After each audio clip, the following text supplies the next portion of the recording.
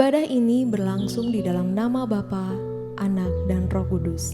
Damai sejahtera Tritunggal yang Maha Kudus beserta saudara. Beserta saudara juga. Nas pembuka diambil dari 1 Raja-Raja pasal 4 ayatnya yang ke-29 sampai dengan 30 demikian. Dan Allah memberikan kepada Salomo hikmat dan pengertian yang amat besar, serta akal yang luas seperti dataran pasir di tepi laut, sehingga hikmat Salomo melebihi hikmat segala Bani Timur dan melebihi segala hikmat orang Mesir. Jadilah Tuhan kehendakmu.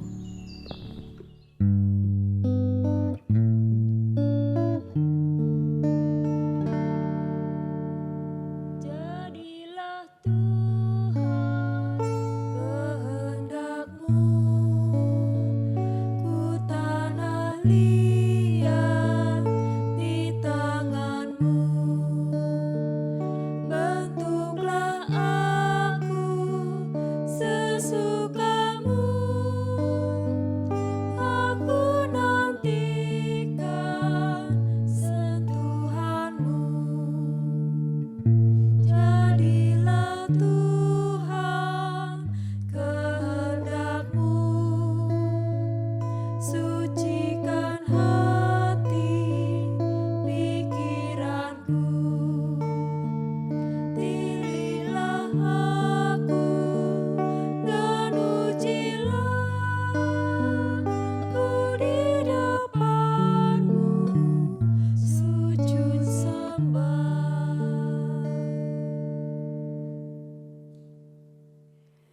Mari kita berdoa, mengakui segala dosa dan pelanggaran kita secara pribadi di hadapannya.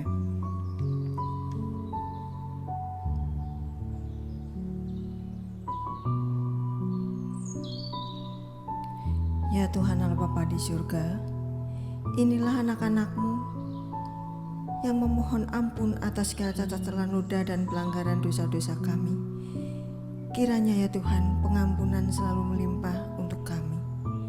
Terima kasih Bapa, hanya di dalam satu nama Putra-Mu yang tunggal, Tuhan kami Yesus Kristus Juru Selamat kami yang hidup, kami mohon. Amin. 3.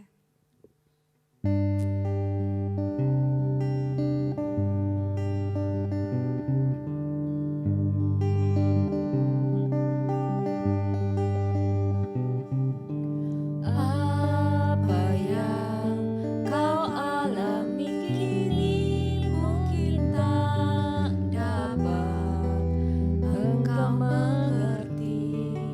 Saat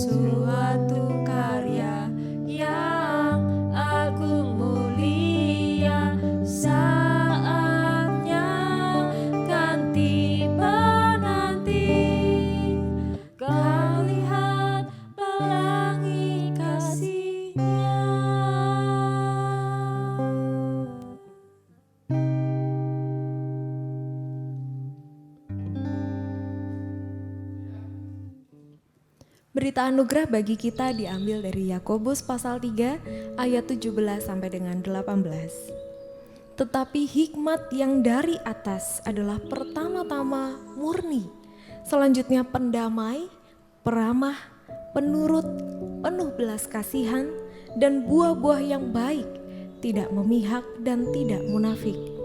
Dan buah yang terdiri dari kebenaran ditaburkan dalam damai untuk mereka yang mengadakan damai.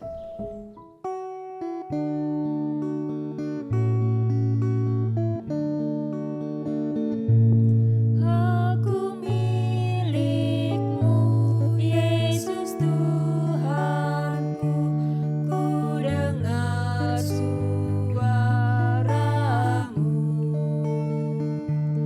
Ku merindukan datang mendekat dan diraih oleh-Mu.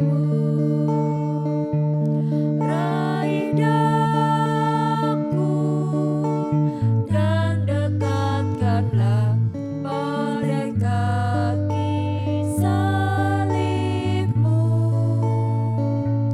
Raih daku, raih dan dekatkanlah ke sisi-Mu, Tuhanku.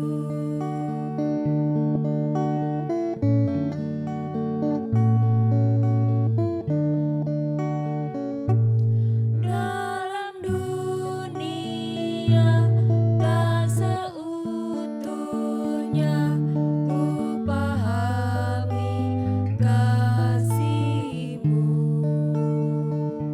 Sukacita pun barulah lengkap bila ku di rumah-Mu.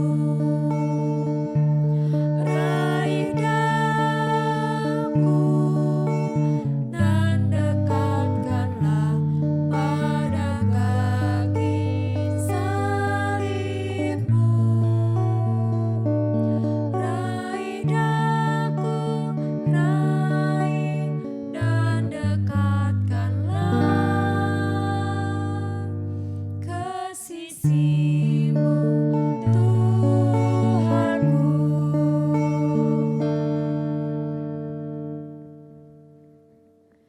Mari kita memasuki pelayanan firman di dalam doa.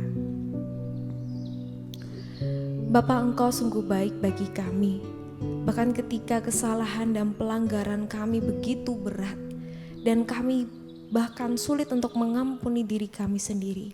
Namun Engkau yang mengasihi setiap ciptaan-Mu, memberikan kami kesempatan demi kesempatan untuk memperbaharui kehidupan kami, untuk menjadi pribadi-pribadi yang lebih berkenan di mata-Mu. Maka Bapa, hari ini kami mau merenungkan bagaimana kami mampu memahami apa yang Engkau pikirkan, yang sangat luar biasa dan kami tidak mampu untuk melakukannya. Ajar kami Tuhan untuk sedikit saja, perlahan demi perlahan bisa mengerti, memahami, dan bukan hanya itu saja kami boleh melakukan kehendak-kehendak Allah dalam hidup kami. Bersabdalah Tuhan, biarlah kami boleh mendengar suara-Mu dan mengerjakannya dalam hidup kami. Amin.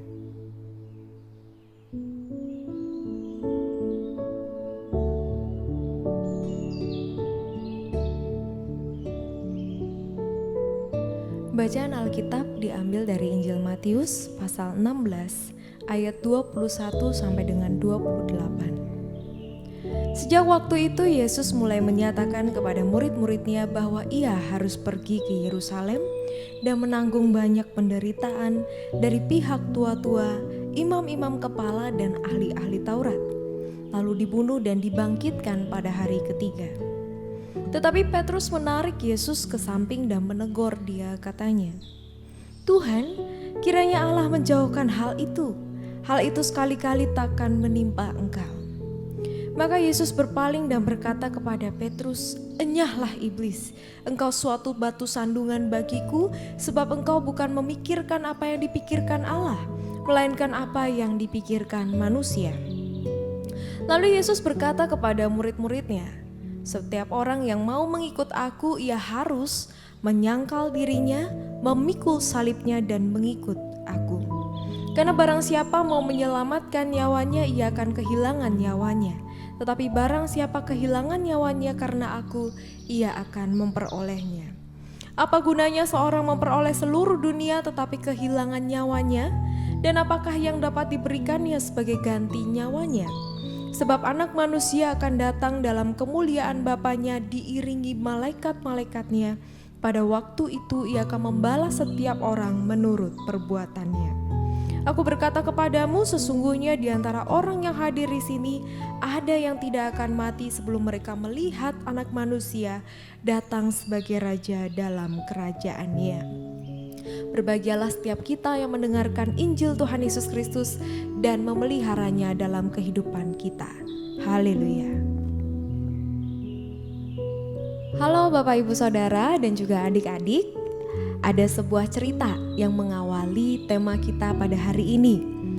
Ceritanya adalah tentang sebuah keluarga petani yang tinggal di suatu desa. Nah, keluarga petani ini punya seorang anak yang masih kecil, yang masih berusia 5 bulan. Nah, mereka juga punya seekor anjing yang begitu cerdik dan sigap.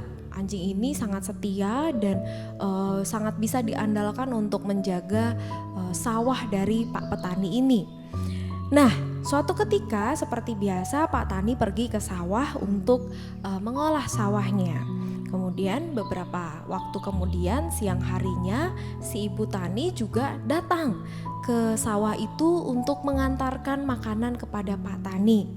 Nah, sebelum mengantarkan itu si ibu ini merasa gelisah karena si bayi agak rewel dan dia kebingungan bagaimana harus mengantarkan makanan dari Pak Tani ini.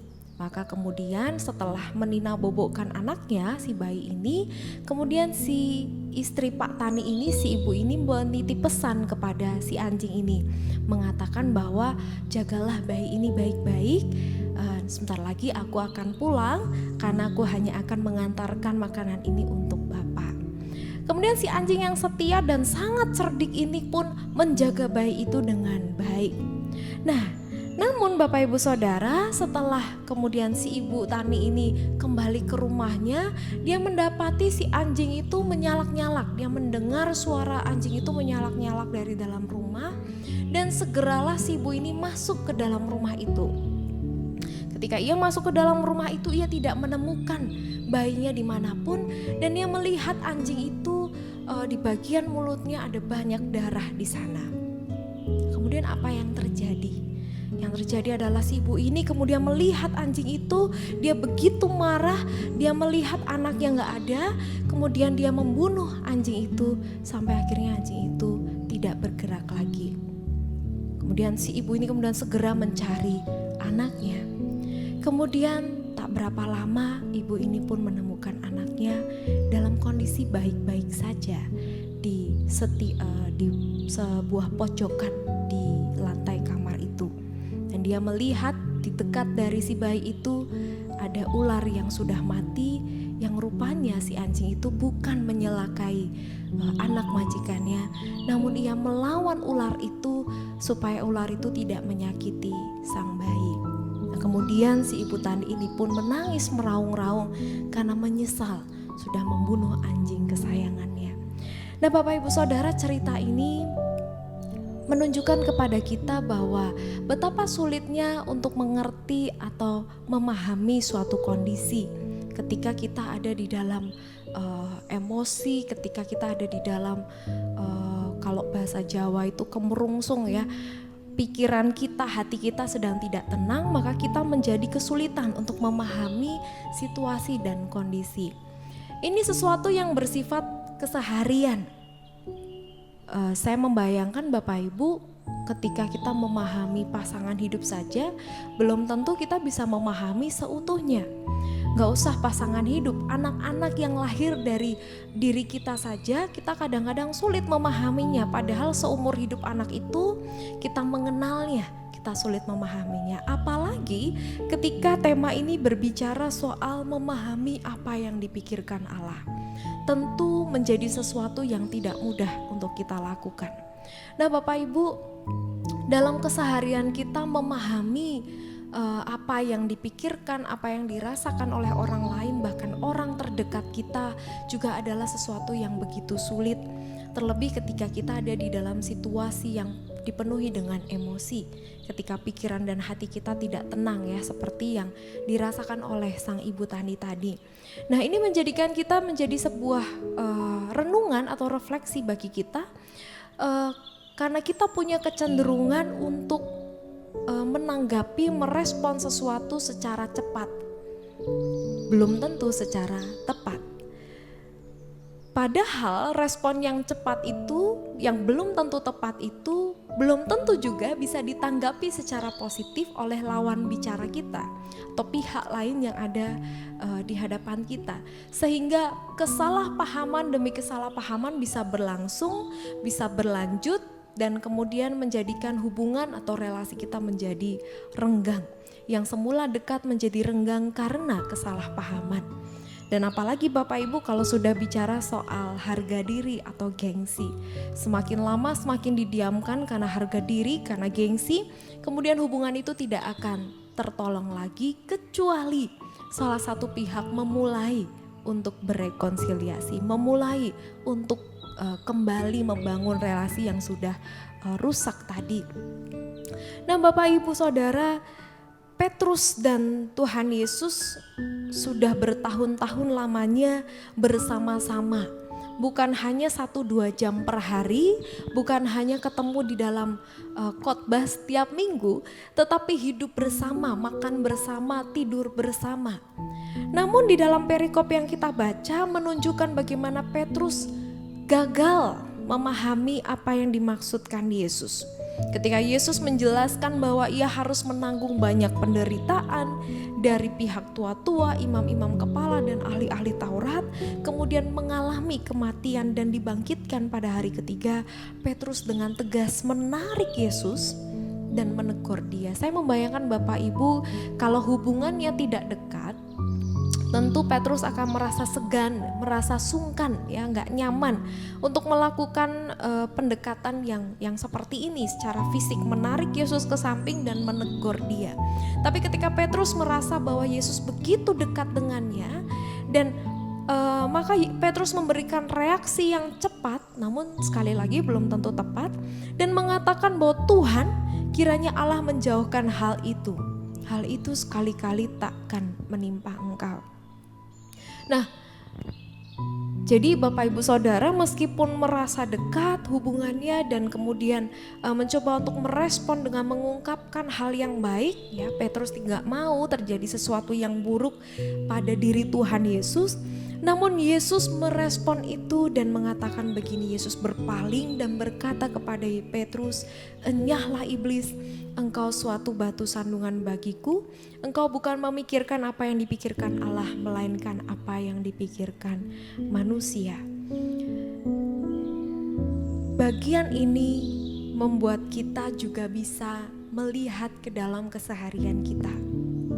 Meskipun kita bercakap-cakap, berelasi dengan orang-orang yang terdekat, anak-anak kita, orang tua kita, ataupun pasangan hidup, kadang yang kita pikirkan Bapak Ibu adalah apa yang ada di dalam diri kita sendiri, kepentingan kita, apa yang kita pikirkan, bukan apa yang dipikirkan oleh pihak yang ada di hadapan kita. Bukankah seringkali ya Bapak Ibu Saudara di dalam relasi kita dapat terjadi kesalahpahaman seperti itu meskipun relasinya sangat dekat. Kemudian Yesus menjelaskan bukan hanya kepada Petrus tetapi juga para murid-muridnya. Apa yang harus dilakukan agar bisa memahami yang dipikirkan oleh Allah. Yang pertama adalah setiap orang yang mau mengikut aku ia harus menyangkal dirinya, memikul salibnya dan mengikut aku.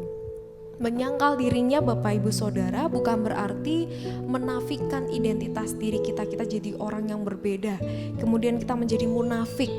Tidak seperti itu ya, seperti yang tadi disampaikan di dalam berita anugerah bahwa hikmat itu tidak munafik. Jadi menyangkal diri yang dimaksud bukanlah berarti kita menjadi pribadi yang berbeda dengan diri kita, menjadi palsu, bukan. Tetapi kita mencoba untuk melihat lebih dalam apa-apa yang kita perlu ubah atau kembangkan dari diri kita. Jadi nggak melulu kita mengatakan bahwa yo aku ke yo wes ngene, ya saya itu ya sudah seperti ini, tidak akan bisa berubah lagi. Tapi penyangkalan diri adalah menunjukkan suatu komitmen atau kekuatan di dalam diri kita untuk bisa melawan diri kita sendiri yang mungkin ada hal-hal negatif di dalamnya. Ada kebiasaan-kebiasaan, ada pikiran-pikiran yang negatif yang ada di dalam diri kita sendiri. Kemudian memikul salibnya. Nah, di dalam perubahan untuk menyangkal diri itu Bapak Ibu Saudara, tentu ada hal-hal yang harus kita pikul, hal-hal yang harus kita kerjakan sebagai konsekuensi. Hal-hal yang memang menjadi bagian dari panggilan kita, itulah salib ya. Memikul salibnya dan mengikut aku, baru kita bisa mengikut Tuhan. Memberikan kesempatan, memberikan ruang kepada Tuhan untuk dapat menyampaikan apa yang Ia pikirkan kepada kita. Kalau kita nggak mau menyangkal diri, kita stuck, kita berhenti di titik ya wes saya itu ya seperti ini, saya ya tidak akan berubah bagaimanapun caranya, maka percuma ketika Allah menyatakan kehendaknya, karena kita sudah menutup diri, kita tidak mau melihat, memeriksa, mengkoreksi diri kita dan kemudian memikul salibnya.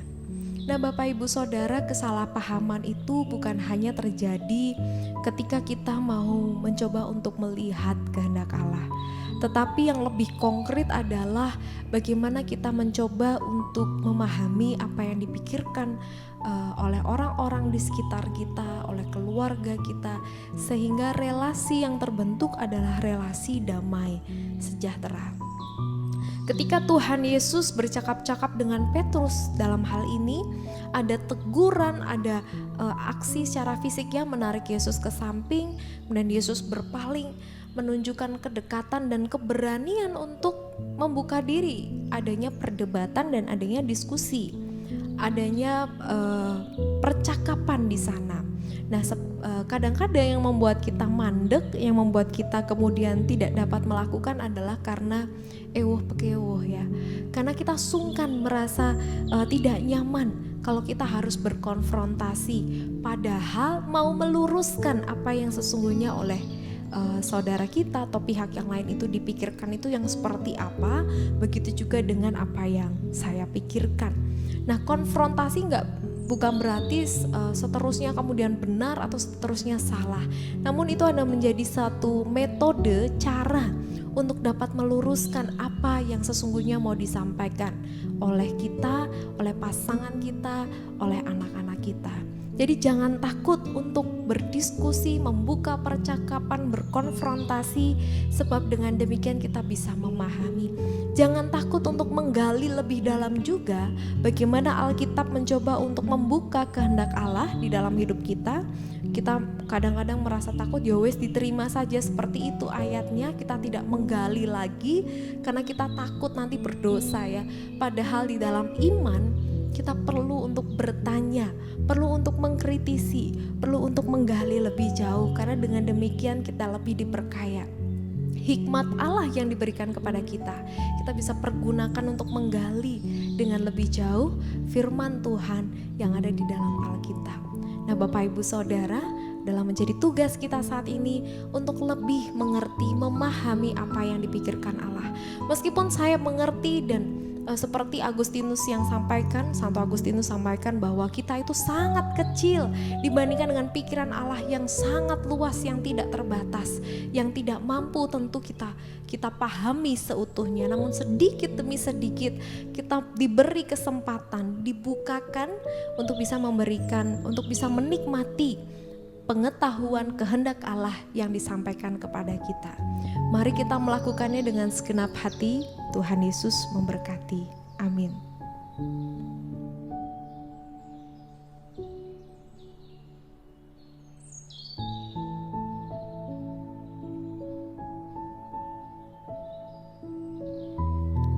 Marilah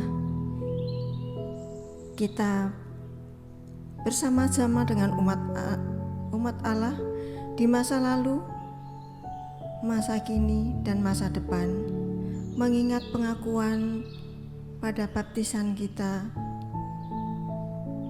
menurut pengakuan iman kita dalam iman rasuli.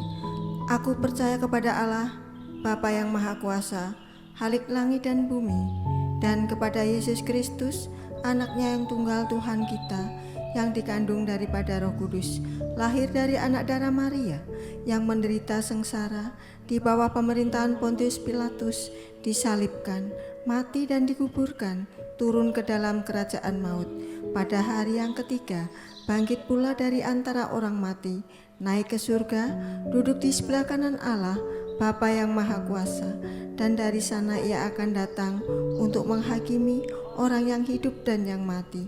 Aku percaya kepada Roh Kudus, gereja yang kudus dan am, persekutuan orang kudus, pengampunan dosa, kebangkitan orang mati, dan hidup yang kekal. Amin.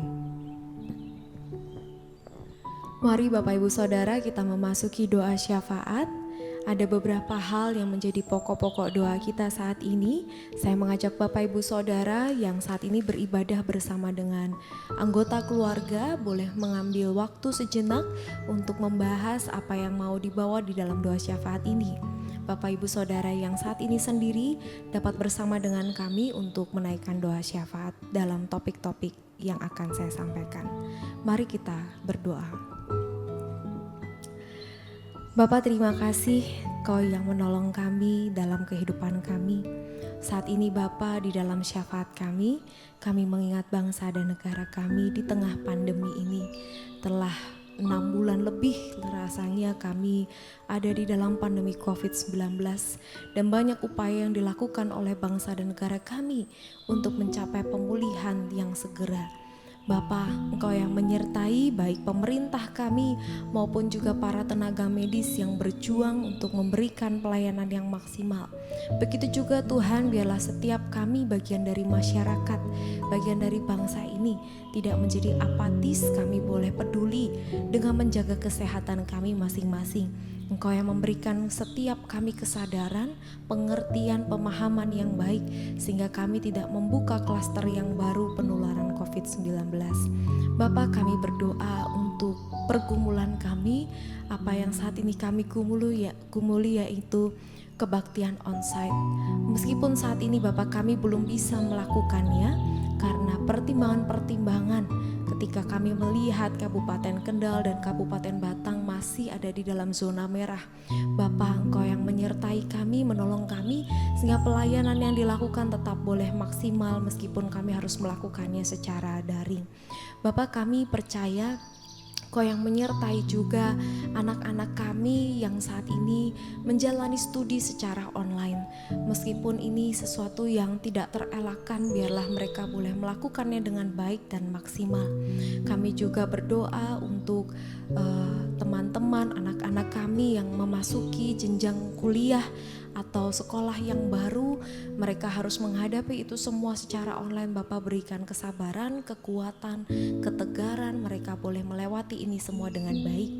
Kami juga berdoa untuk jemaat Tuhan, para kaum dewasa di tengah upaya mereka untuk terus berelasi dengan positif dengan pasangan hidup mereka masing-masing, dengan anak-anak, dengan orang tua. Bagi kami menyadari bahwa Engkaulah kepala keluarga bagi setiap kami. Engkau yang memberikan damai sejahtera, Engkau yang memberikan kami pengampunan, kasih setia. Kami boleh meneladani itu semua Tuhan. Kami juga berdoa untuk jemaat Tuhan di tempat ini yang saat ini sakit maupun lanjut usia. Bapa, Engkau yang memberikan kesembuhan, pemulihan, kekuatan, iman yang teguh, pengharapan yang penuh. Mereka boleh terus bersandar kepada Tuhan dan mereka boleh mengalami sejahtera Tuhan meskipun ada di dalam kelemahan tubuh.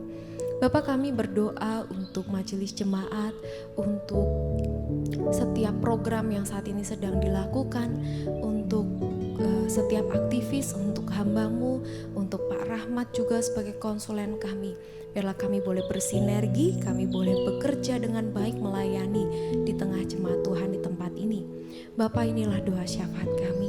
Kami ada banyak hal yang ingin kami naikkan di dalam doa ini, namun kami percaya Tuhan mendengar, Tuhan menjawab tepat pada waktunya. kasih Tuhan. Amin. Dalam kesempatan ini, kita hendak menyatakan syukur melalui persembahan kita.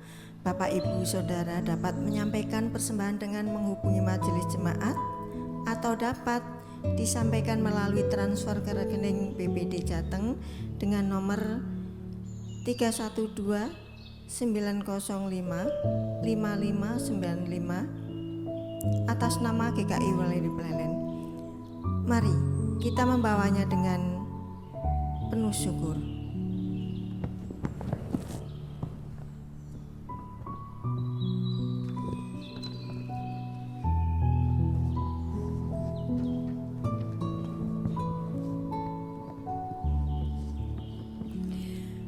Mari kita berdoa.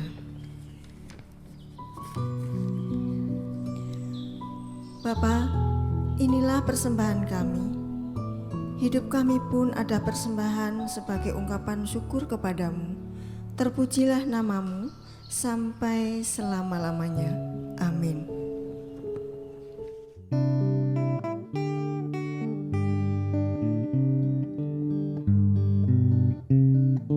Hidup kita yang benar haruslah mengucap syukur, dalam Kristus bergemar, janganlah takabur. Dalam susah pun senang, dalam segala aku bermazmur dan ucap syukur, itu kehendaknya.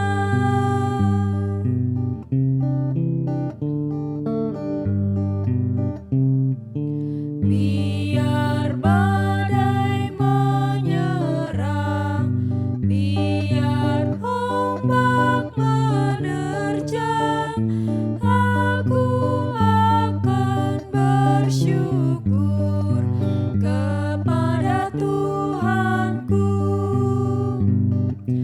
Dalam susah pun senang, dalam segala hal, aku bermazmur dan ucap syukur, itu kehendaknya.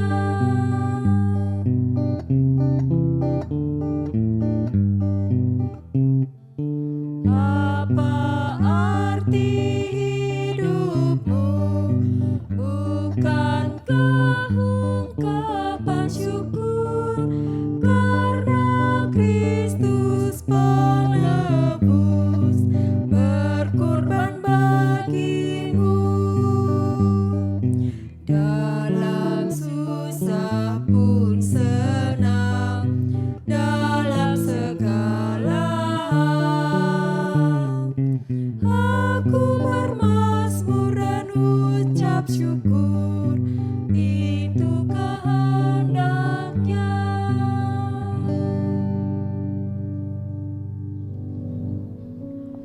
Jemaat yang dikasihi oleh Tuhan Yesus Kristus, arahkanlah hatimu kepada Tuhan. Kami mengarahkan hati kami kepadanya. Jadilah saksi Kristus, Syukur kepada Allah, terpujilah Tuhan. kini dan selamanya. Mari bersama kita menerima berkat Tuhan. Kasih Allah Bapa, karya penyelamatan Allah melalui Putra Tunggalnya Yesus Kristus, dan penyertaan Roh Kudus menyertai kita kini dan selamanya. Amin.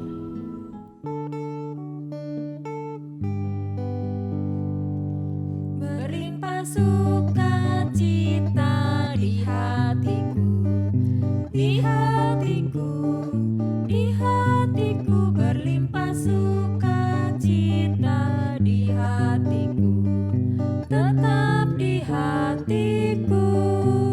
Aku bersyukur, bersukacita, kasih Tuhan diam di dalamku. Aku bersyukur, bersukacita, kasih Tuhan diam di dalamku. Damai sejahtera melampaui akal di hatiku, di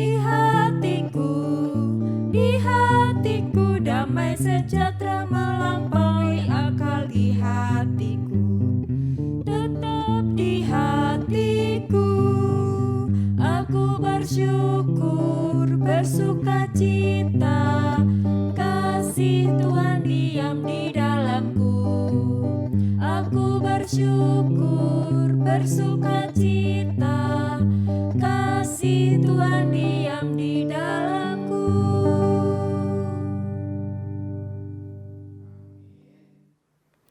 Selamat hari Minggu, Tuhan Yesus memberkati kita sekalian. Amin.